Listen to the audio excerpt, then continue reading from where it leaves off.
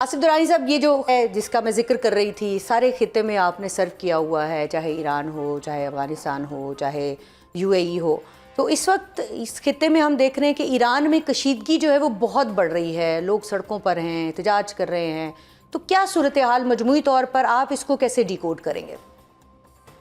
دیکھیے ایران میں اس وقت جو کچھ بھی ہو رہا ہے وہ بہرحال اس میں ایکسٹرنل فیکٹر خاصا انوالو.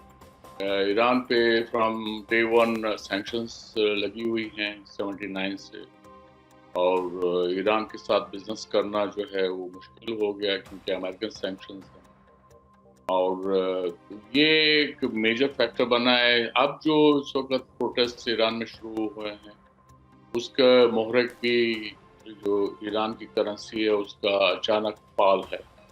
یعنی وہ ان کا تومان جو ہے وہ 1,42,000 روپے فی ڈالر پہ چلا گیا ہے. جی، یہ آج سے 6-7 سال پہلے کوئی 25,000 تومان ہوا ڈالر ہوتا تھا. آپ امیجن کر سکتے ہیں تقریباً 5-6 ٹائمز ایک کرنسی کا ڈکلائن، اور پھر اس کے ساتھ ہی جو ہے اس سے جو انفلیشن بڑھا ہے اس نے لوگوں کی پرچیزنگ پاور بالکل نہ ہونے کے برابر کر دی. ایک بہت بڑا چیلنج ہے. جی بالکل. اس لیے اس وقت جو یہ خاص کر یہ ہنگامے ہوئے یہ مہنگائی اور فساد بازاری کے خلاف ہے، اور اس میں لوگوں کے جو انکمز ہیں ڈسپوزیبل انکمز وہ آلموسٹ نل ہو گئی، نہ ہونے کے برابر ہے. یہ ایک انریسٹ ہے. اس کی یہی وجہ ہے کہ پریزیڈنٹ پزشکیان نے بھی بڑے اس معاملے میں تعامل کا مظاہرہ کرتے ہوئے یہ کہا ہے کہ یہ لوگوں کا حق ہے احتجاج کرنا. البتہ ایران کے اندر جو پرابلم یہ ہے کہ بہرحال وہاں پہ ایک ریولوشنری سسٹم قائم ہے پچھلے 47 سال سے.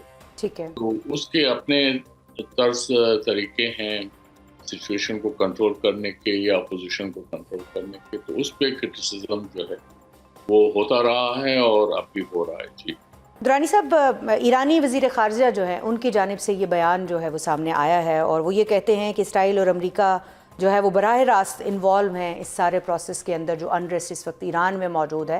تو ان کی آفیشیل سٹیٹمنٹ ایک سامنے آ جانا، اور اس کے بعد آپ اس ساری صورتحال کو کیسے دیکھتے ہیں؟ نہیں، اس میں امریکہ اور اسرائیل اس میں کوئی شک نہیں ہے، وہ انوالو ہیں. اور وہ جو جون میں اسرائیل نے اٹیک کیا وہ 12 دن کی جو جنگ تھی، اس کے بعد آخر میں امریکہ نے جس طرح سے ایران کی 3 نیوکلیر فیسلٹیز کو ٹارگٹ کیا ناتانز، فارڈو اور اصفہان میں، ٹھیک ہے. تو یہ اسی کا ایک تسلسل ہے کہ مزید پابندیاں لگی ہیں. اب ایران کا آئل جو جا رہا تھا اس پہ بھی انہوں نے انٹرڈکٹ کرنے کی کوشش کی ہے امریکنز نے. تو یہ یقیناً ایران کے لیے ایک مشکل مرحلہ ہے. ایران کے پاس وسائل کی کمی نہیں ہے، لیکن امریکن سینکشنز کی وجہ سے ایران آج جو صورتحال ہے ان کو بھگت رہا ہے. جی ایران کی جانب سے ایک جو اعلامیہ جاری کیا گیا گزشتہ 1-2 روز کے اندر، اور اس میں یہ بات کہی گئی ہے کہ وہ امریکہ کو مورد الزام ٹھہراتا ہے ایران، اور انہوں نے حملے کی بات بھی کر دی ہے. تو آپ کو یہ جو ایک ان کی تھریٹ ہے ایران کی جانب سے، یہ کتنی خطرناک لگتی ہے؟ کیونکہ پاکستان بھی ایک جو ہے وہ رول پلے کرتا رہا ہے معاملات کو بہتر کرنے کے لیے ایران اور امریکہ کے درمیان، اور ماضی قریب میں ایسی بہت ساری کوششیں آپ کے علم میں بھی ہوں گی. تو یہ بتائیے گا کہ اب پاکستان کیا رول پلے کر سکتا ہے، اور یہ تھریٹ جو ہے اس کو آپ کتنا تھریٹننگ دیکھتے ہیں؟ دیکھیے، یہ پریزیڈنٹ ٹرمپ نے پہلے تھریٹ کیا ہے کہ وی آر لوڈڈ. جی. وہ اب ایران ظاہر ہے ایران اس کا جواب دے گا، یا وہ سفارتی سطح پہ بھی وہ یہ بات کریں گے. پاکستان کے رول کی بات ہے تو پاکستان تو اپنے جو ہے خدشات کا اظہار کرتا رہا ہے، اور پاکستان نے یہ مینٹین کیا ہے کہ جو سیاسی اور جو سفارتی پرابلمس ہیں ان کو سفارتی ذریعے سے حل ہونا چاہیے. امریکہ نے جو وینزویلا میں کیا ہے اس سے یہ اب اس وقت ایک خطرے کی گھنٹی بج گئی کہ اب پریزیڈنٹ ٹرمپ کا اگلا ہدف کیا ہوگا. اس لحاظ سے بھی ایک تشویش کی لہر تو ہے. اور اس میں ہمیں خاص کر یہ جو امریکن میکنیشن ہے، یہ اسرائیلی جو کھیل کھیل رہے ہیں اس سے بچ کر رہنا ہوگا، اور ہمیں اپنے سولیڈیرٹی کا اظہار اپنے نیبرز کے ساتھ اور اسلامک کنٹریز ان کے ساتھ ہونا چاہیے۔ میرے نزدیک تو یہ ہے کہ اگر امریکہ کی طرف سے کوئی ہوتا ہے تو OIC کا ایمرجنسی میٹنگ اس میں بلانا چاہیے۔ جی OIC کی ایمرجنسی میٹنگ جو ہے وہ تجویز آپ کر رہے ہیں تو یقینی طور پر یہ گفتگو جو ہے وہ آسان ہو جائے گی۔ اس وقت ایک ٹریول ایڈوائزری بھی جاری کی گئی ہے پاکستانی دفتر خارجہ کی جانب سے، اور یہ کہا گیا ہے کہ وہاں پر جو ہمارے پاکستانی موجود ہیں وہ کس طرح سے سفر کریں۔ یہ بتائیے گا کہ کیا ایڈوائزری جاری کرنا کافی ہے؟ وہاں پر بہت بڑی تعداد پاکستانیوں کی موجود ہے، آپ نے گراؤنڈ ریالٹیز وہاں کی دیکھی ہیں، آپ کے علم میں ہے، تو اس سے آگے بڑھ کر پاکستانی دفتر خارجہ کو، وزارت خارجہ کو کیا کرنا چاہیے؟ دیکھیے، سفارت خانہ جو ہے وہ کوئی بڑی تعداد میں نہیں ہوتے، تہران میں ہمارے 60-70 لوگ ہی ہوں گے، وہ کیا کر سکتے ہیں؟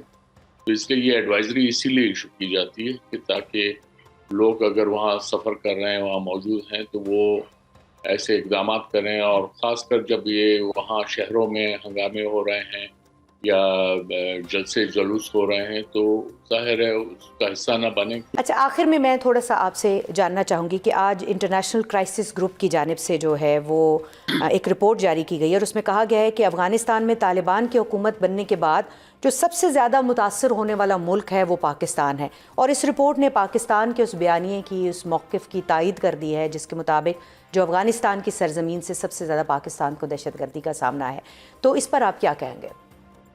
نہیں، وہ تو ایک طرح سے it's indication of Pakistan's complaints about Afghan Taliban role in Afghanistan. تو جی، یہ تو اس کی انڈورسمنٹ ہے، اور اس میں اسی لیے پاکستان اور بھی جو خدشات کا اظہار کرتا رہا ہے کہ افغانستان ایک ٹیررسٹ ایکٹیویٹیز کا ہب بن چکا ہے، جہاں پہ TTP ایک بڑا گروپ ہے، اس کے ساتھ یہ ISKP بھی ہے، ETIM بھی ہے، وہاں پہ یہ القاعدہ بھی موجود ہیں۔ تو میں خود ان خطرات کا اظہار کرتا رہا ہوں۔ مجھے خطرہ یہ ہے کہ کہیں ایک اور 9/11 جیسی صورتحال پیدا نہ ہو جائے،